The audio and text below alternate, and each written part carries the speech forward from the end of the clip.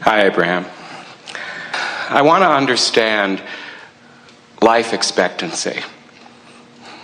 Like in our beasts, we have an old dog who I'm watching age and become a bit feeble. And my own sense of aging, and I know it's an upstream thought, but it's disturbing to watch the physical forms age and seemingly become decrepit and unable to function anymore. And I want to understand why. I mean, in my questioning of wanting to stay young and not experience the aging process, and my understanding that thought creates it all, can we stop the aging of our body? Or if you can stop watching television and think thoughts that are different from what your mass consciousness is thinking, you can be an exception to what they've got going on. But you can't control what they've got going on. In other words, you can't create in another's reality. You can only create in your own reality. Correct. But you can create differently from the masses that surround you.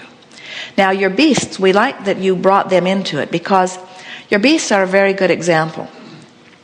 If your beast were not domesticated and had not been socialized by you and had not come to care about what you think, your beast would not have lived long enough for you to see decline, because it isn't your beast's wish. And the animals understand that they can come into a body and they regain full maturity very rapidly, and so they don't mind coming and going and coming and going and coming and going. In fact, they prefer those frisky bodies. It's why very often one of them will just run right out in front of your car because it says, ready for a new one. And easy come, easy go. But when an animal or a human gets attached to your attachment to them, now their own intentionality gets sort of watered down, and sometimes they'll serve you in hanging around beyond what they would choose if they were completely tuned in, tapped in, turned on. So we've said for a long time that the domesticated animals begin to act more like humans.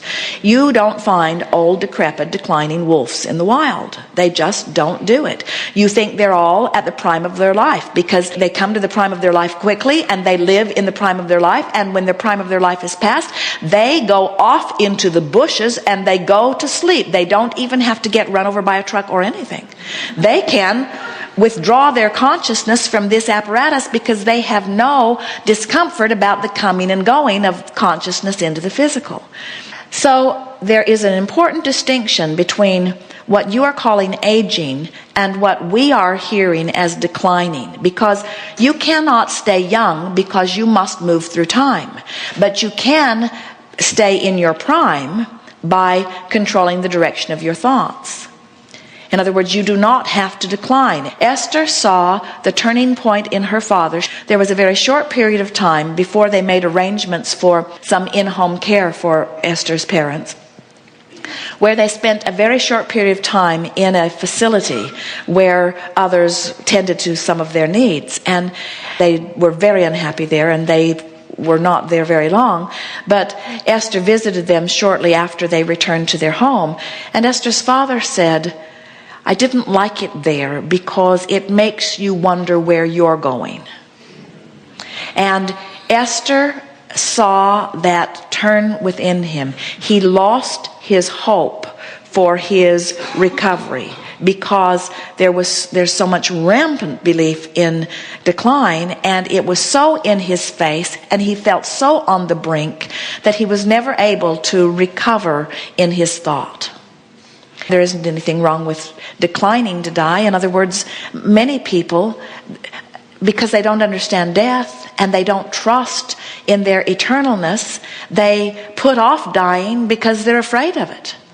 They're not really enjoying life. and they're afraid of death. Talk about upstream, upstream, upstream, upstream, upstream, and that's what the reason for the decline is. In other words, the longer they live, the more they want, the faster the stream goes. The longer they live, the ornerier they get, the more they watch decline in others, the more they worry about things, and so they make their stream go faster and they resist it more. And that is what is responsible for the dramatic illnesses that you see in people. An unwillingness to let people die. It is just incredible. Your human unwillingness to let people die, so much so that when someone wants to facilitate someone who wants to die, they put him in jail. Yeah. Your inability to understand that you are eternal beings, and coupled with your fear of death, has put you in the position where you have no choice but to decline before you give yourself permission to die. So it is a thought. It's the thoughts that create the decline. Oh, absolutely. Okay. But it isn't thought about decline necessarily. It's any fearful thought, any upstream thought is responsible for your decline. So being mad at somebody at work is responsible for a partial decline. Remembering something from your youth that you're embarrassed about is responsible for part of your decline. And that's where the beasts have it over on you. They live more in the moment. They don't remember all of that stuff. They don't carry grudges. They don't worry about things. They don't worry about the future. They don't fret over the past. They're more content in their now. And so their decline is inspired by their association with humans who they witness declining. Mm-hmm. So what to do about it? How do I move gracefully through time? By finding more in your now that you love. By appreciating more, by looking for more reasons to feel good, by acknowledging that there is no death, by not resisting the idea of dying. And we know you love your beasts. They are so easy to love. And you don't want them to die because you will temporarily miss them.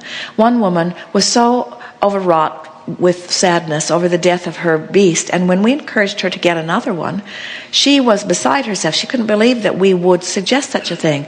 Why would you suggest that I fall in love with somebody else that's going to leave me too? I can't stand this pain. And we say, in the moment that you give your undivided attention to your new puppy, the pain will go away. You cannot focus on something that makes you feel awful and something that makes you feel wonderful at the same time. Just get off of it. And so if you really want to be a friend to your human friends or your beast friends, tell them and mean it. Stay if you like and go if you like, but don't let me interfere with your decisions about this. And then practice that vibration so that you offer it consistently. And what you'll notice is you'll have more pets that will leave in the prime of their life. And humans say, oh, that's a tragedy for someone to leave in the prime of their life. Hear the absurdity of this. Humans say this all the time. To die in the prime of your life, what a waste, when they could have stayed and suffered it out. Like our parents. So your entire medicine has moved toward, they call it prevention, but what they mean is preventing death. Mm-hmm. And so they don't mean maintaining joy. They don't mean maintaining well-being. They don't mean living vitally. They mean finding a way to embalm you before you die. Just keeping you alive with whatever machines and mechanisms that we need, because life is what matters. And we say, no, joy is what matters. Life is eternal. And any moment that you're spent not in the peak of your life, we'd move on. Don't go jump off buildings. Or do, whatever. Okay. But understand that you are eternal beings and that you need not ever decline. You need not ever decline. The universe is not set up for decline. The universe is set up for expansion. So we'll tell you the story again. You are source energy. You project yourself into this fresh, frisky body. Your fresh, frisky body has fresh, frisky experiences. You launch powerful ideas of improvement, and the source energy part of you says, yes, this is me. I am this. This is the vibration of me. This is the point of me that law of attraction will come to, and I'll call the rest of me to it because it is so very much fun to be here. And it's an eternal cycle. And in any moment that there is a diminishment of that joy, it's because the human form has pinched itself off. So we're talking theory here, and then we'll talk fact as more of you catch on to it and begin demonstrating it. You could be in a physical body, lapping up life, giving birth to new ideas, turning your undivided attention, and by undivided we mean you in your physical form, your non-physical part's already turned its undivided attention toward it, undivided attention toward this pure positive energy idea, life-giving idea, and if you keep doing that, you could theoretically continue to be reborn here in this physical body, because new cells are born every day, new chemical factory is happening every day. You could stay in your body. So then you say, well, then why don't we? And we say, because it's so fun to be new and frisky. It's hard for you to be in this body for long periods of time without beginning to act like the rest of them. Without facing reality and then ending up focusing upon something that does not serve you, but doing it because it's just been there for so long, you're just used to doing it. So it really is just easier to come with a fresh point of view. It's just easier. And really, in the long run, much, much, much more satisfying. And it's only those of you who have suffered and brought yourself out of suffering, who have been without and have brought yourself into having things, that want to hold to this particular experience. Esther says on a regular basis, life is so good, let's just hang on to this really for a long, long time. In other words, how wonderful this life is. Let's just milk it for everything that it's worth. And we say, milk it for everything that it's worth, but don't feel that leaving it is the lack of anything, because you are eternal beings. And next time around will be as wonderful, and the next time around will be as wonderful. No, the next time around will be more wonderful, because it's always more, you see. Thank you. We are.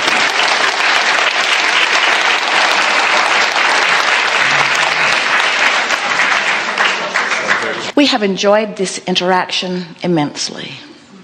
It is co-creating at its best and taking thought beyond that which it has been before at its best. It is turning and going with the flow at its best. It's coming into vibrational alignment at its best. Jerry and Esther had an interesting experience the other day. Someone sent them a link on the computer. And when they clicked on it, it took them to Amazon, a bookstore online.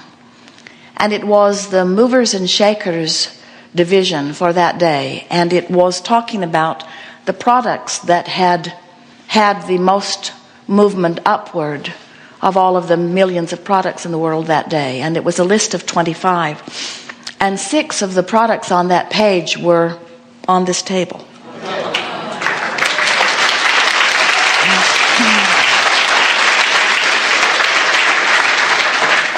And in a similar analogy, and analogies are never perfect, you all belong on that movers and shakers list, because we have never seen more vibrational movement in one arena, in one body of people, in one day, as we have experienced here with you.